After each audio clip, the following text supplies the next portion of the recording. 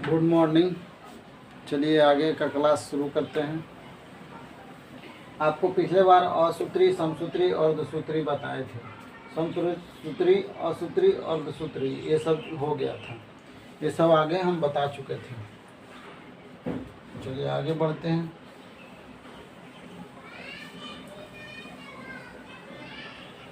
गुणसूत्र के बारे में भी बता दिए थे कि आपका शेल डिवीजन और उसका आगे वाला भी बता दिए थे कि कैसे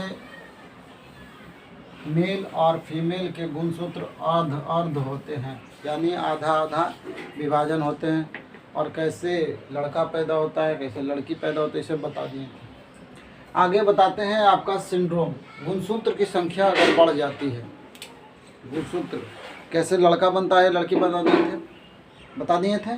लेकिन उसमें आपको बताए थे कि एक्स और वाई जो पुरुष पर निर्धारित करता है कि या लड़का होगा या लड़की होगा, ये सब बता दिए थे। उसके बाद आपको बता रहे हैं कि जो गुणसूत्र होता है, गुणसूत्र आपको बताए थे कि मेल में 46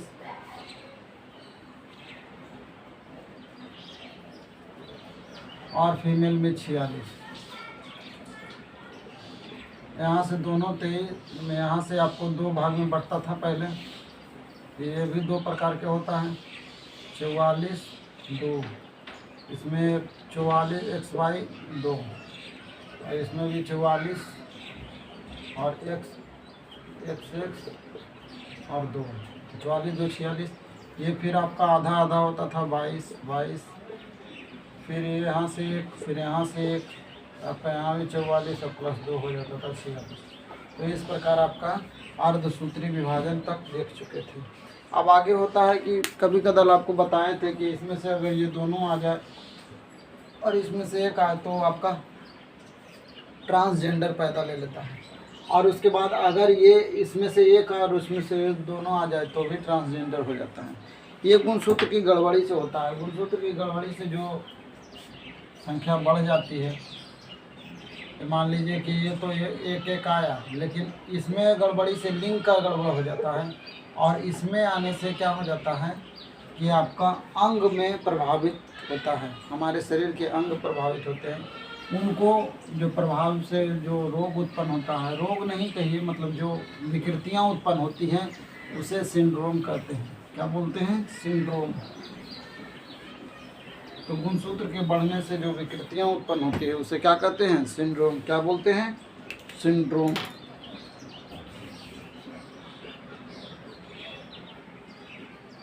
सिंड्रोम आपका 4 प्रकार का होता है। पहला होता है टर्नर सिंड्रोम, दूसरा होता है क्लीनीफेल्टर सिंड्रोम, फेल्टर सिंड्रोम, तीसरा होता है आपका डाउन सिंड्रोम,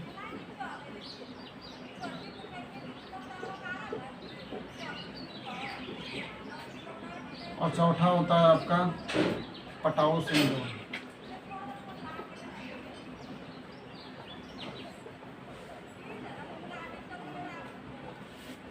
ये सिर्फ फीमेल में होता है।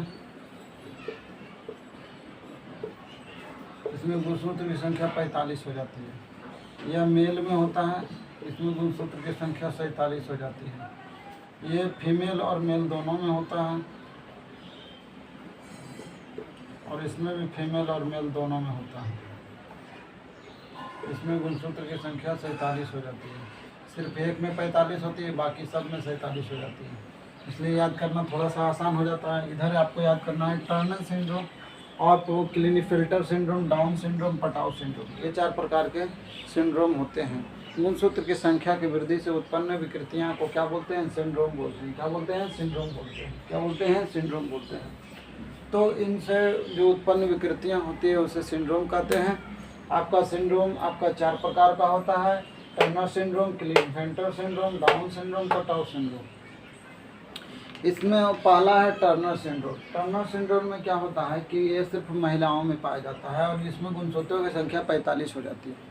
ये आपका सिर्फ महिलाओं में पाया जाता है, और इसमें क्या हो जाता है? गुणसूत्रों की संख्या 45 हो जाती है, जिससे क्या होता है कि महिलाएं का शरीर जो है अविकसित हो जाता है, बांझपन उत्पन्न होता है, और शरीर का विकास रुक जाता है। इसका कद नाटा होगा, पतला दुबली पतली होगी और इसका बांझपन उत्पन्न हो जाता है। ऐसा नहीं है कि बांझपन का यही कारण है एकमात्र कि अगर टर्नर सिंड्रोम हो गया तो वह आपका मतलब जो बच्चा नहीं उत्पन्न हो रहा है तो ये वह टर्नर सिंड्रोम से ही पीड़ित हो। कई कारणों में से एक कारण ये है कि उससे यह पीड़ित हो सकती है। क्या हो सकती है? पीड़ित हो सकती है। जैसे आप केक सुने होंगे, कोई अंडा से बनता है, कोई बिस्किट से बनता है, कोई मैदा से बनता है, बहुत तरह से प्रकार से केक बनता है। लेकिन ज़रूरी कहिएगा कि आप मैदे से बनता है, ज़रूरी कहिएगा कि सब केक अंडे से बनता है, नहीं। कई तरह से केक बनाया जाता है, उनमें से एक तरह है अंडा से बनाना। तो उसी प्रकार होता है कि जो महिलाएं बांझपन होती है तो उनमें बहुत सारे कारण हो सकता है। मान लीजिए कि उसमें और भी बहुत कारण होता है, जैसे पुरुषों में नपुंसकता हो सकता है, इस वजह से उसमें उत्पन्न नहीं हुआ है। उसके बाद फिर और भी महिलाओं में बहुत सारी समस्याएं होती हैं, तो उसके वजह से भी हो सकता है। उन कारणों में से एक कारण है टर्नर सिंड्रोम। और ये ऐसा है कि अगर किसी महिला में टर्नर सिंड्रोम है तो वह इसका इलाज संभव नहीं है, वह बांझपन उत्पन्न रहेगा और इससे बच्चे उत्पन्न नहीं होंगे। यह एक समस्या हो जाती है। लेकिन आप लोग सोचते हैं कि चलो भाई, जो भी बांझ या जिनके बच्चे नहीं हो रहे हैं उसे क्या कहते हैं कि टर्नर सिंड्रोम हुआ। ऐसा नहीं, कई कारणों में से एक कारण है टर्नर सिंड्रोम। टर्नर सिंड्रोम समझने में कोई परेशानी? टर्नर सिंड्रोम महिलाओं में होती है जिससे बांझपन उत्पन्न होता है। अब होता है क्लिनीफेल्टर सिंड्रोम। क्लिनीफेल्टर सिंड्रोम में क्या होता है कि यह पुरुषों में नपुंसकता आ जाती है। क्या हो जाती है? पुरुषों में नपुंसकता आ जाती है। पुरुष में नपुंसकता आ जाती है। पुरुषों में नपुंसकता कहने का मतलब कि उसमें जनन शक्ति की कमी हो जाती है, वो बच्चे उत्पन्न करने की क्षमता नहीं रख पाते हैं। ऐसा गुणसूत्र की वृद्धि के करने हो जाता है, आपका 46 की जगह 47 हो जाता है, तो ऐसी समस्या उत्पन्न होता है जिसे क्लिनीफेल्टर सिंड्रोम कहते हैं। क्या कहते हैं? क्लिनीफेल्टर सिंड्रोम कहते हैं। क्लिनीफेल्टर सिंड्रोम में आपका पुरुषों में होता है, यह केवल पुरुषों में पाया जाता है, यह केवल पुरुषों में पाया जाता है। इससे क्या होता है, पुरुष हैं जो स्त्री के प्रति उतना लगाव नहीं रखते हैं, उनके आकर्षण से प्रभावित नहीं होते हैं। जैसे जो अधिकांशतः जो है भगवान जो बनाए हैं, पुरुष और महिला एक दूसरे के प्रति आकर्षित होते हैं, एक दूसरे के प्रति आकर्षित होते हैं। एक अलग मतलब आकर्षण होता है, भाव होता है। लेकिन ऐसा अगर आप पीड़ित हैं, क्लिनीफेल्टर से पीड़ित हैं, तो उसके प्रति क्या हो जाता है, लगाव खत्म हो जाता है, आकर्षण खत्म हो जाती है। तो इस तरह के बीमारियां उत्पन्न होती हैं जिसे सिंड्रोम कहते हैं। इसमें आपके गुणसूत्रों की संख्या 47 हो जाती है। यह आपका क्लिनीफेल्टर सिंड्रोम है। डाउन सिंड्रोम में क्या होता है कि होठ मोटे हो जाते हैं। क्या हो जाते हैं? होठ मोटे हो जाते हैं। कहीं देखे होंगे कोई पुरुष का यहाँ पर ऐसे ऊपर टाइप का निकल जाता है, कहीं पीठ में निकल जाता है। तो ये सब ये डाउन सिंड्रोम के, इसमें क्या होता है, शरीर मंगोलाइट हो जाता है। शरीर कैसा हो जाता है? तो मंगोलाइट हो जाता है। शरीर मंगोलाइड हो जाता है।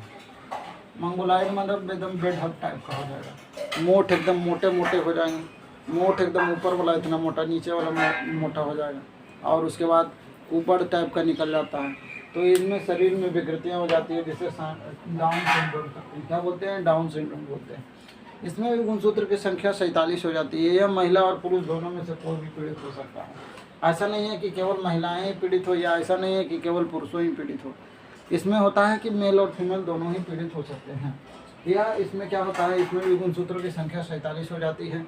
और आपका इसमें शरीर का आकार हो जाता है मंगोलाइट। इसमें शरीर का आकार कैसा हो जाता है? मंगोलाइट्स बेढप का हो जाता है, ऊपर निकल जाता है, होठ मोटे हो जाते हैं, अजीब टाइप का लगने लगता है। तो इन सारे इसमें जो समस्याएं उत्पन्न है उसे डाउन सिंड्रोम कहते हैं। फिर अगला आता है पटाव सिंड्रोम। इसमें आप देखे होंगे कई व्यक्तियों के ऊपर के होठ कटे होते हैं।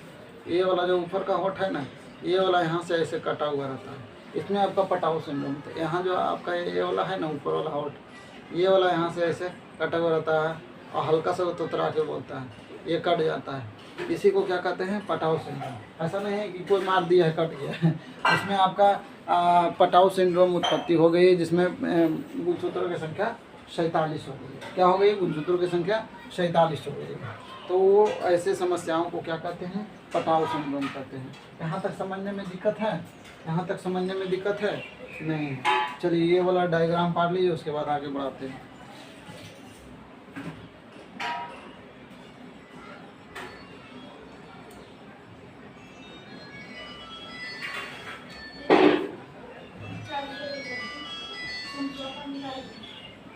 चलिए नोट हो गया होगा, नोट हो गया। आगे बढ़ें? कहाँ है? चलो आगे बढ़ते हैं। कहाँ है? दुकान पहुँच गए हैं? आइए था। चलिए इसको आगे बढ़ते हैं। हाँ? पहले लिखिए, इसमें पहला पॉइंट लिखिए वही तो बोलने का कि आगे गुणसूत्र की संख्या बढ़ जाने से किस प्रकार की समस्या उत्पन्न होती है। गुणसूत्र आवाज़ की संख्या बढ़ या घट जाने से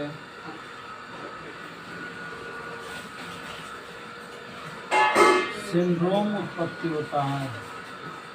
सिंड्रोम नामक रोग उत्पत्ति होती है, रोग उत्पन्न होता है। यह 4 प्रकार का है, यह 4 प्रकार का होता है। पहला है टर्नर सिंड्रोम, टर्नर सिंड्रोम। दूसरा है क्लीनेफेल्टर सिंड्रोम,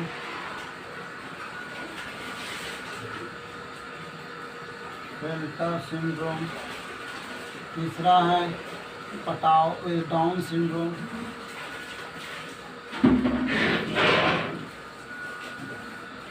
चौथा है पटाव सिंड्रोम।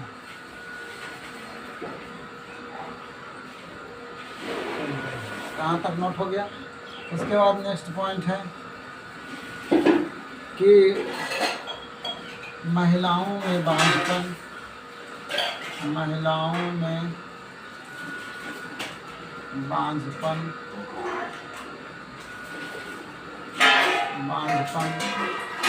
किस सिंड्रोम से, किस नहीं लिखे, क्वेश्चन बन जाता है। महिलाओं में बांझपन टर्नर सिंड्रोम से उत्पत्ति होती है। टर्नर सिंड्रोम से उत्पन्न होती है। इसी प्रकार है पुरुषों में।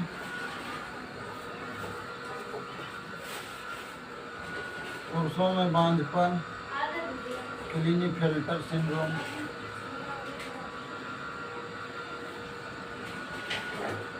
क्लीनेफेल्टर सिंड्रोम से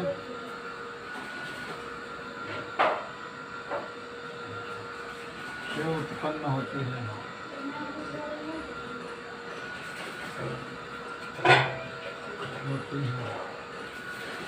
फिर आपका है डाउन सिंड्रोम। शरीर का आकार मंगोलाइट, शरीर का आकार मंगोलाइट हो जाता है। मंगोलाइट डाउन सिंड्रोम में होता है। डाउन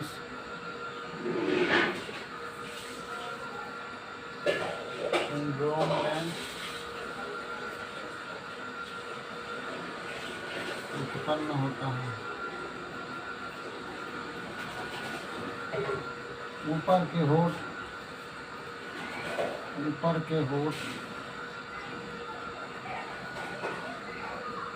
कटे रहते हैं। पटाव सिंड्रोम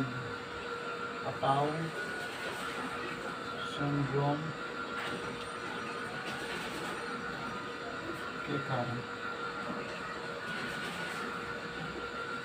यहाँ तक नोट कीजिए, फिर आगे बढ़ते हैं।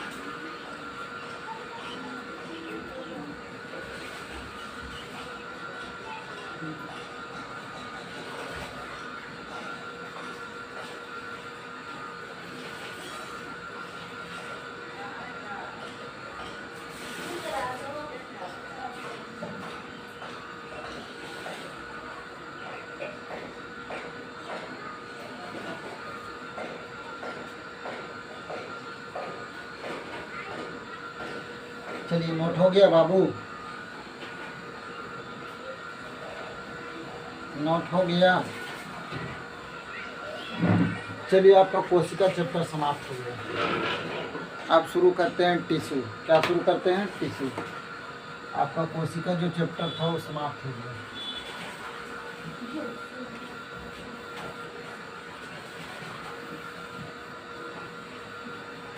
कोशिका समझने में कहीं दिक्कत तो नहीं है? कोशिका से कहीं से भी क्वेश्चन पूछने में कोई दिक्कत नहीं है? चलिए बताइए कि कोशिका में प्रोटीन का निर्माण कौन करता है? राइबोसोम। ऊर्जा का निर्माण कौन करता है? माइटोकॉन्ड्रिया। चलिए इस सिंड्रोम से पूछते हैं, बताइए कि महिलाओं में बांझपन किसके कारण होता है?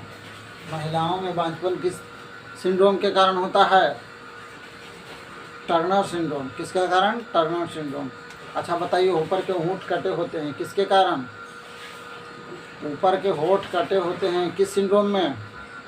ऊपर के होंठ किस सिंड्रोम में कटे होते हैं?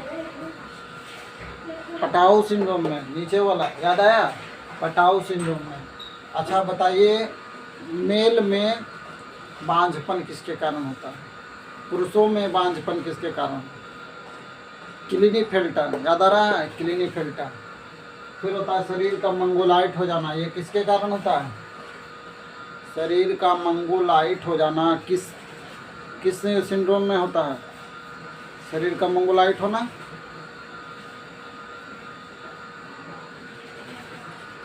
एक ही तो बचा है भाई, शरीर का मंगोलाइट होना।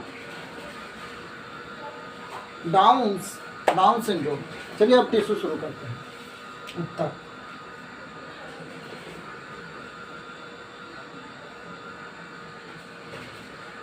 उत्तक। उत्तक क्या होता है कि उत्तक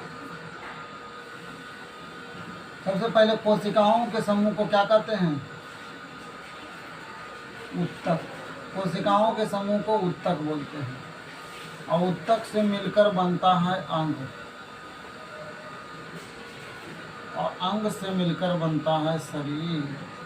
क्या बनता है? शरीर। क्या बनता है? शरीर। तो कोशिकाओं के समूह को उत्तक कहते हैं, और उत्तक के समूह को अंग कहते हैं, और अंग से निर्माण हो जाता है शरीर का। अंग से किसका निर्माण हो जाता है? शरीर का। अंग से किसका निर्माण हो जाता है? शरीर का। कहीं समझने में दिक्कत है? कहीं समझने में परेशानी है? मान लीजिए ये कोशिका है, तो कोशिकाओं के अगर समूह को मिला देंगे तो क्या बन जाएगा? उत्तक। क्या बन जाएगा? उत्तक। और उत्तक को मिला देंगे तो क्या बन जाएगा? अंग। और बहुत सारे अंग हैं, जैसे मस्तिष्क है, हृदय है, लीवर है, किडनी है, पेट है, तो सब मिलाकर ये शरीर का निर्माण कर दिया कि नहीं? तो आपका देखिए इसमें एक प्रश्न आता है कि उत्तकों का अध्ययन क्या कहलाता है? हिस्टोलॉजी। क्या कहलाता है? हिस्टोलॉजी। हिस्टोलॉजी। तो उसको उत्तकों का अध्ययन आपको पूछता है कि उत्तकों का अध्ययन क्या कहलाता है? हिस्टोलॉजी। उत्तकों का अध्ययन क्या कहलाता है? हिस्टोलॉजी। उत्तकों का अध्ययन क्या कहलाता है? हिस्टोलॉजी कहलाता है। तो उत्तकों का अध्ययन क्या कहलाता है? हिस्टोलॉजी कहलाता है। यहाँ तक समझने में दिक्कत है? उत्तक उत्तक उत्तक उत्तक का निर्माण कोशिकाओं के समूह से होता है। और उत्तक है जो उत्तक 4 प्रकार के होते हैं। कितने प्रकार के होते हैं? 4 प्रकार के होते हैं। ये आपको मिटा दें।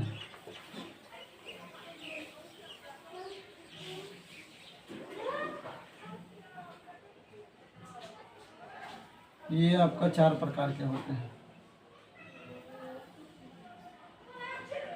एक होते हैं मस्कुलर पेशीय उत्तक। दूसरा होता है न्यूरॉन तंत्रिका उत्तक। तीसरा होता है कनेक्टिंग टिश्यू संयोजी उत्तक। ये सबसे ज़्यादा इम्पोर्टेंट रहता है इसमें। और 1 2 3 हो गया आपका, हो गया मस्कुलर, न्यूरॉन, कनेक्टिंग। एक होता है एडिपोज उत्तक। एडिपोज उत्तक होता है, ये होता है वसा उत्तक। क्या होता है? वसा उत्तक। क्या होता है? वसा उत्तक। या उसे बोलते हैं उपकला उत्तक। क्या बोलते हैं? उपकला, उपकला उत्तक, उपकला उत्तक बोलते हैं। ठीक है, यहाँ तक समझने में दिक्कत है बाबू? नहीं है? तो उत्तक कितने प्रकार के होते हैं? 4 प्रकार के होते हैं। उत्तक कितने प्रकार के होते हैं? 4 प्रकार के। पहला हो गया मस्कुलर पेशीय उत्तक, दूसरा हो गया न्यूरॉन टिश्यू, आपका हो गया तंत्रिका तंत्र, इसमें हो गया कनेक्टिव टिश्यू संयोजी उत्तक, ये हो गया आपका एडिपोज उत्तक, उपकला उत्तक। यहाँ तक समझने में दिक्कत है? यहाँ तक समझने में दिक्कत है तो पूछ सकते हैं। यहाँ तक समझने में कहीं दिक्कत नहीं है? यहाँ तक समझने में दिक्कत है आपका? देखिए यहाँ हो गया, पहला हो गया आपका मस्कुलर टिश्यू। मस्कुलर टिश्यू जो हमारे शरीर में मसल्स दिखाई देते हैं, जो मसल्स हमारे शरीर में, बाइसेप्स हो गया, सिक्स पैक जो दिखाते हैं, या फिर हमारे जो पैर में दिखते हैं, आपका जो भी हो, जैसे सार्टोरिस हो गया, आपका ग्लूटिमस मैक्सिमस हो गया, स्टेपिडस हो गया, इन सारे मांसपेशियाँ कहाँ पाए जाते हैं? मस्कुलर टिश्यू में। तो इसमें क्या पाया जाता है? मांसपेशियाँ, मांसपेशी, इसलिए पेशी उत्तक नाम रखा है। मांसपेशी की संख्या कितना होती है? 639। कितना होती है? 639 होती है। और इसको हम पढ़ेंगे आपका मस्कुलर चैप्टर में। किसमें पढ़ेंगे? मांसपेशी चैप्टर में पढ़ेंगे। यहाँ पर आपको सिर्फ उत्तक को ध्यान में रख के आगे बढ़ते जाना है। फिर आपका आ गया तंत्रिका उत्तक। तंत्रिका में आपको पढ़ना है ब्रेन। ब्रेन, अब उत्तक से क्या अंग निर्माण होता है? मेडुला ऑब्लांगेटा, आपका होता है आगे सेरिब्रम, सेरिबेलम, हाँ, हाइपोथैलेमस। तो ये सब के बारे में ब्रेन में पढ़ेंगे। उसके बाद आपका आ गया कनेक्टिंग टिश्यू। इसमें आता है ब्लड, ब्लड और लिम्फ। लिम्फ ब्लड में ही पाया जाता है। क्या हो जाता है? ब्लड में ही पाया जाता है लिम्फ। ब्लड में क्या पाया जाता है? लिम्फ। तो आपका ब्लड और लिम्फ। इसमें फिर हो गया हड्डी। इसमें क्या हो गया? हड्डी, बोन,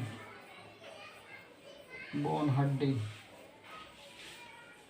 ठीक है, हड्डी। तो हड्डी भी आपका कनेक्टिंग टिश्यू है। देखते हैं, हड्डी रक्त को रक्त जोड़ के रखता है लिम्फ, और हड्डी हड्डी जोड़ के रखता है। तो आपका देखते हैं शरीर पूरा निर्माण है। हड्डी कहीं ना कहीं एक दूसरे से कनेक्ट है। जहाँ पर मुड़ती है वहाँ पर मुलायम हड्डी पाया जाता है, उसे कार्टिलेज बोलते हैं, और जहाँ पर सख्त है उसे बोन बोलते हैं। तो ये आपका हो गया बोन। तो बोन हो गया आपका संयोजी उत्तक, और फिर आपका हो गया ब्लड भी संयोजी उत्तक। आपसे प्रश्न पूछता भी है एग्जाम में कि आपका रक्त यानी ब्लड या लिम्फ कैसा उत्तक है? संयोजी उत्तक है। कैसा उत्तक है? संयोजी उत्तक है। फिर आपसे पूछता है हड्डी भी कैसा उत्तक है? तो संयोजी उत्तक है। कैसा उत्तक है? संयोजी उत्तक है। कनेक्टिंग टिश्यू है। क्या करता है? एक दूसरे को कनेक्ट करता है। हाँ, रक्त में जुटा रहेगा तभी तो पूरा संचरण होगा। देखते हैं ब्लड एक टू ब्लड कनेक्ट रहता है। उसके बाद फिर आपका हो गया हड्डी सब भी एक दूसरे से कनेक्ट होता है। एक मिनट,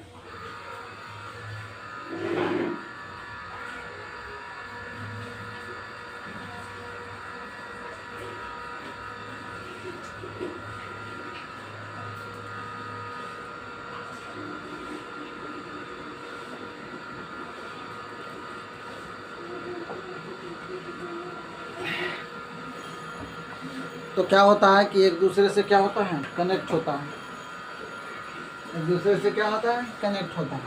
तो हड्डी भी एक दूसरे से कनेक्ट होती है, इसीलिए उसे संयोजी उत्तक बोलते हैं। यहाँ तक समझने में दिक्कत है? यहाँ तक समझने में दिक्कत है? अब होता है उपकला उत्तक। इसमें क्या पाया जाता है? वसा। क्या पाया जाता है? वसा, वसा या चर्बी, मोटा, मोटा जो हो जाता है, मोटा किसके वजह से? वसा के वजह से। आपका त्वचा में क्या पाया जाता है? वसा। क्या पाया जाता है? वसा। आपका त्वचा में कुबड़ में, वो जो कुबड़ होता है ना, सांड का, बैल का, ये सब का कुबड़ होता है, उसमें क्या पाया जाता है? वसा, कुबड़ में। फिर आपका तलवा में, तलवा में। फिर देखते हैं त्वचा में भी, जैसे बूढ़ा हो जाता है, बुजुर्ग हो जाते हैं, दादा दादी, तो देखते हैं उनके ये आपका सिकुड़ जाते हैं, तो वहाँ भी क्या पाया जाता है? वसा। और जब उस एज में पहुंचिएगा तो क्या होता है कि वसा समाप्त होने लगती है और धीरे धीरे क्या होता है, वहाँ झुर्रियाँ पड़ना लगता है, वहाँ क्या हो जाता है, झुर्रियाँ पड़ने लगता है। तो तलवा हो गया, ऊबड़ हो गया, फिर आपका क्या हो गया, त्वचा हो गया, त्वचा हो गया, फिर आपका पेट हो गया, पेट में तोंद जो निकल जाता है, तोंद जो निकल जाता है, पेट में भी आपका सिक्स पैक बनाते हैं। वो किसके वजह से, तो वसा के वजह से। किसके वजह से, वसा के वजह से। यहाँ तक समझने में दिक्कत है। तो आपका ऊतक 4 प्रकार के होता है, muscular tissue, neuron tissue, connective tissue, adipose tissue. फिर आपका हिंदी में आप याद रखिए, पेशीय ऊतक, तंत्रिका ऊतक, संयोजी ऊतक, उपकला ऊतक। पेशीय ऊतक, संयोजी ऊतक, उपकला, तंत्रिका ऊतक, उपकला ऊतक।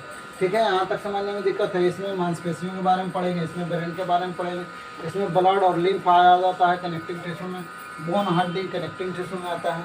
आपका कला ऊतक में आ जाता है कुबड़, वसा, तलवा, त्वचा, पेट, इन सब के में जो वसा पाया जाता है। देखते हैं पेट पर किसी को मोटा आदमी को मारिए तो कुछ नहीं बुझाता है, बुझाता है।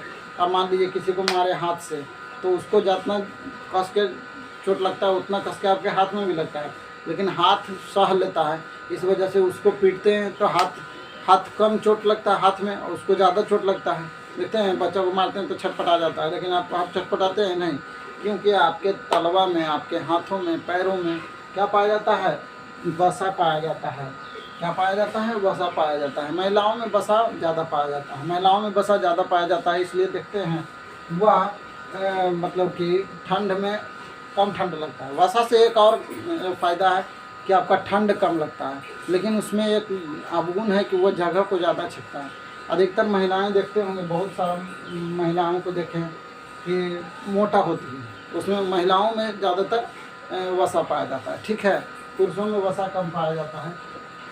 इसीलिए देखते हैं पुरुष ठोस होता है, पतला भी रहेगा तो एकदम 80 kg 86 kg हो जाएगा, लेकिन महिलाओं में 80 kg में एकदम हो जाएगी 2 आदमी के बराबर। इसमें क्यों होता है, क्योंकि आपका वसा ज़्यादा पाया जाता है, वसा ज़्यादा पाया जाता है। वसा से क्या होता है, ठंडा कम लगता है, पुरुषों की अपेक्षा ठंडा कम लगता है, पुरुषों को ज़्यादा ठंडा लगती है।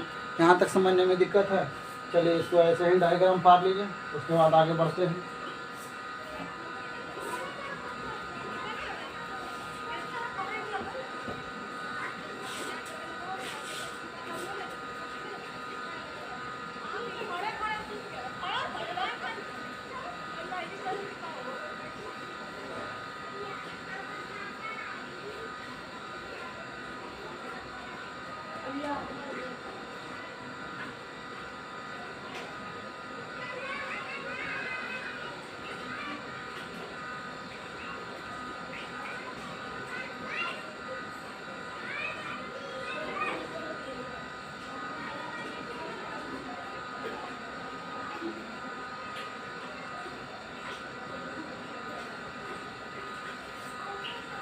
चलिए नोट हो गया होगा, फिर मिलते हैं नेक्स्ट क्लास में। जय हिंद।